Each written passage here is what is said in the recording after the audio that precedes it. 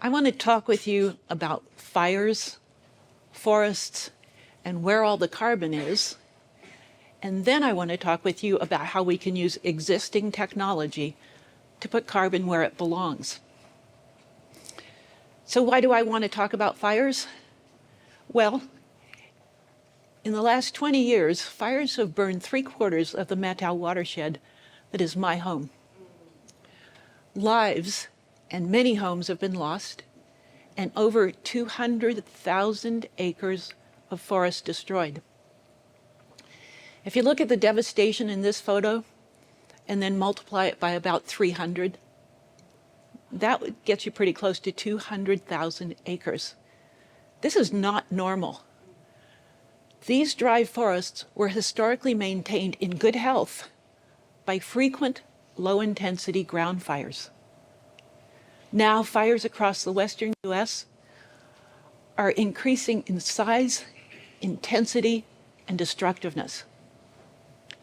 You're probably familiar with the major culprits. There's climate change, added to over 100 years of fire suppression.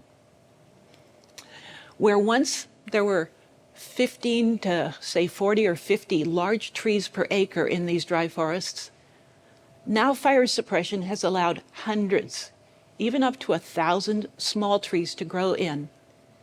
And there are millions of acres in this unhealthy, overcrowded condition, and they're just waiting for the next spark. But fire suppression isn't the only reason for the presence of these small trees. The other is the expense of getting rid of them. Those too small to saw for lumber generally represent negative economic value. There's currently only a couple of uses for these materials. There's pulping for paper or burning for electricity. But the facilities for doing so are few and far between, leaving large parts of the landscape so distant that the cost of transporting the materials is simply greater than their value. In those areas, including my home valley, those materials are treated as an enormous waste disposal problem. They're cut, piled, and burned at the cost of thousands of dollars an acre just to emit all that smoke and carbon into the atmosphere. And the work isn't happening fast enough. The problems with overstocked forests have been understood for decades, but Congress has never provided the funding needed to address it. So now fires have taken over management of our landscapes and are providing an extreme reset. So in 2019, I began to study what could be done. I saw it as an economic problem, so I went in search of technologies that could help improve the economics. But over time, it's become clear to me that the fundamental problem is one of carbon distribution. Yes, we've got too much in some places, but in other places, we've got too little. So let's talk about carbon. Whether you're a microbe, a human being, or a giant sequoia, if you take away the water, we are all about 50% carbon. What's really remarkable is there's not that much of it around. In the Earth's crust, 0.02%. In the atmosphere, 0.01%. So biomass at a whopping 50% carbon is about 4,400 times more concentrated than in the atmosphere it came out of. Now, what this tells me is that life is a fantastic concentrator of carbon, and we'll soon see how we can make use of that. So this concentration happens through the miracle of photosynthesis. We're powered by solar energy. Plants are able to capture this carbon needle out of the atmospheric haystack and combine it with water to create biomass. This is the fundamental process of life. And there's a byproduct. It's oxygen. Now, photosynthesis converts carbon dioxide into organic carbon, while respiration, decomposition, and fire convert organic carbon back into carbon dioxide. This is the carbon cycle, the balanced flow of carbon from the atmosphere into ecosystems and back. This is the wheel of life. Now, human-caused emissions are disrupting the balance. There are 9 gigatons of carbon a year emitted into the atmosphere. But photosynthesis withdraws 210 gigatons of carbon a year while releasing 560 gigatons of oxygen. Our ecosystems play a vital role in maintaining the conditions that keep our planet habitable. So, although it's essential that we eliminate fossil fuel emissions just as quickly as possible, if we are to stabilize the climate, it's at least as important that we also protect our ecosystems. If we stand back and watch them collapse, we're not winning this. We need to stop thinking of our forests as renewable resources. Our forests withdraw twice as much carbon from the atmosphere per acre as do other ecosystems. So every acre of mature forest destroyed by wildfire represents an irretrievable loss, turning from a carbon sink into a long-term emitter. And even if the forest does grow back, it takes decades to recover the photosynthetic capacity that withdraws the carbon from the atmosphere. Those decades are critical for confronting the climate crisis. And in that time, we need all the natural carbon storage we can get. But increasingly, dry forests killed by wildfires are not growing back. These forests historically covered 64 million acres in the western US. But as they're burned, the range is shrinking. The hotter, drier conditions that a mature tree can withstand are simply lethal to vulnerable seedlings. So if we want our dry forests to survive the changing climate, we must act to undo the harm done by fire suppression. We must restore their natural fire resilience. Now, where is all that carbon? Well, 800 gigatons in the atmosphere, about 550 gigatons in terrestrial biomass. But we're missing something. What are we missing? It's soil carbon. In the soil, 2,300 gigatons. That's 4 times more than terrestrial biomass and almost 3 times more than in the atmosphere. Who knows this stuff? Why aren't they telling us? We need to pay a lot more attention to soil carbon. It's central to soil health and fertility, meeting our food supply. In fact, it's what makes the difference between soil and dirt. And for all practical purposes, you can't have too much carbon in your soil. But over time, agricultural practices have depleted soil carbon. This is a map from a paper recently published by the National Academy of Sciences. It shows the cumulative soil carbon losses due to agriculture, and that includes grazing.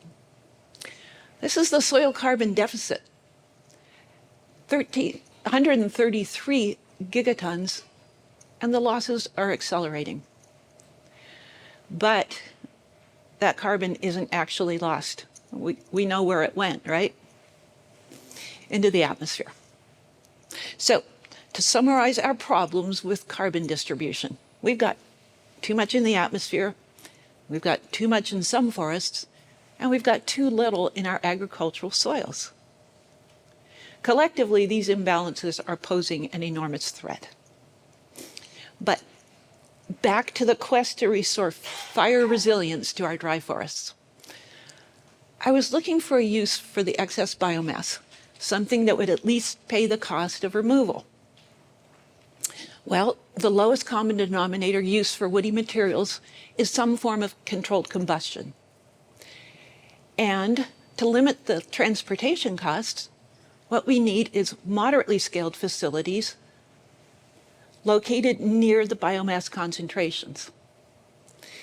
Well, when the problem was framed that way, it didn't take too long to figure out that biochar production is the best option available because it doesn't require massive infrastructure. In fact, biochar can be produced across a very wide range of scales. Now, biochar is a stable, carbon-rich substance made by heating biomass in a low-oxygen environment. And when you do that, the volatile components that in the presence of oxygen would flame instead evaporate away in a vapor stream, leaving behind the biochar. This is a process called pyrolysis, and one of the outcomes is that the chemical bonds between the carbon atoms are strengthened, leaving the biochar highly resistant to decomposition. Now, biochar has been made and used for thousands of years, but now modern technology allows clean and efficient production of biochars engineered for a wide range of purposes, from building materials to heavy metal remediation. I only have time to talk about one. As a soil amendment, biochar can greatly increase the health and productivity of depleted soils. It acts something like a sponge, holding extra water and nutrients available for plant use. Now, it has many other benefits in the soil, but here's the topper. Biochar persists in soils for hundreds to thousands of years, providing continuous ecosystem benefits while also storing carbon. Which finally brings me to how we can put carbon where it belongs. Call it the biochar cycle. Now remember, with the regular carbon cycle, there's equal amounts of carbon entering and leaving the atmosphere. But with the biochar cycle, we can protect our forests and their capacity to withdraw carbon from the atmosphere by removing the excess biomass and pyrolyzing it. Now, 50% of the carbon from that originating biomass is retained in the biochar and can go into storage in our agricultural soils. This effectively removes it from the active carbon cycle that would otherwise return it to the atmosphere. Leading experts have estimated that 1/3 of the carbon that needs to come out of the atmosphere in the next 100 years to stabilize our climate could be stored in sustainably produced biochar. Meaning, biochar produced from materials that we currently consider waste. Think about that. 1/3 from waste. And remember, nature's doing the hard work for free, collecting all that carbon and concentrating it. All right, you say, well, but what about the economics? Well, in 2020, my husband and I founded a nonprofit to help accelerate forest protection. We aim to demonstrate the feasibility of creating value from those forest materials that are currently considered waste.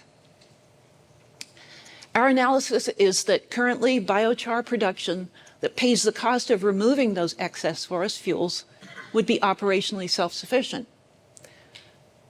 We are working to improve the economics by identifying higher value products from engineered biochars and by using the liquids and gases out of the vapor stream, that other 50% of the carbon. But please remember that this analysis doesn't account for the value of protecting our forests. Thank you. Or improving our air quality by eliminating the need for slash burning. Or reducing the horrendous costs of wildfires. If those were valued as they should be, this would already be happening and there'd be no need for a nonprofit like ours. So it will take decades to address climate change, but we can decide now to undo the harm done by fire suppression. We can choose to restore fire resilience to our forests. The means are available, they're at hand, but they're currently undervalued and under-resourced, and we need to change that. So let me submit to you that we need to embrace a new paradigm. There is no waste biomass. It is all a valuable carbon-rich resource that we can use. This aligns with natural processes and ancient wisdom, where nothing is wasted, all is cycled and transformed. It aligns with regenerative agriculture that seeks to make our food supply sustainable. And it aligns with a modern, sustainable economy, healthy ecosystems, clean air, and a stable climate. It really is beautifully simple.